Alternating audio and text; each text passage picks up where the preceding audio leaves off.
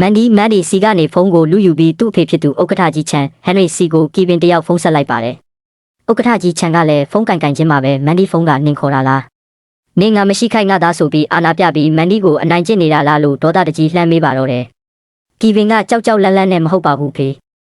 မန်ဒီကအဖေရဲ့အတော်ဆုံးဝန်ထမ်းပဲကျွန်တော်ဘလို့လို့အနိုင်ကျင့်ရဲမှာလဲလို့စင်ကြေပေးတဲ့အခါဥက္ကဋ္ဌကြီးကဒါဆိုလဲမန်ဒီကိုဖုန်းအခုချက်ချင်းပေးငါသူ့ကိုအရေးကြီးကိစ္စပြောစရာရှိတယ်လို့အမိန့်ပေးလိုက်ပါတယ်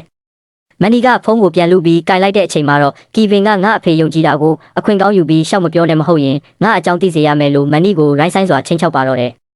ဒါပေမဲ့မန်ဒီကတော့အေးဆေးပါပဲကျမဒီနေရာအထိရောက်လာတာတထေးစီချောစာပို့ပြီးရောက်လာတာမဟုတ်ဘူးကိုယ့်ရည်ချင်းနဲ့ကိုရောက်လာတာလို့အားလုံးရှိမှပြက်တတုတ်ပြန်လိုက်ပါတယ်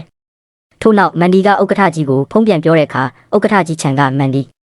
အခုလုပ်နေတဲ့အလုပ်တွေအကုန်ခဏပေးဖယ်ထားလိုက်အခုချက်ချင်းဂျိုးလုပ်ငန်းစု Joe Group ရဲ့ဥက္ကဋ္ဌဖြစ်သူ Ethan FN ကိုကြိုဆိုဖို့အမြန်ဆုံးပြင်ဆင်ပါလို့အရေးကြီးသတင်းစကားပါလိုက်ပါတယ်။ဘာလဲ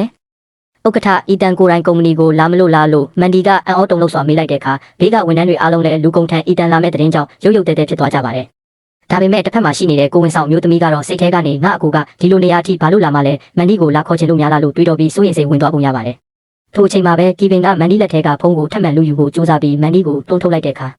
မန်ဒီတယောက်စပွဲဆောင်နဲ့စောင့်မိပြီးလဲကျသွားပါတော့တယ်ဇလန်းကဘာဆက်ဖြစ်မလဲ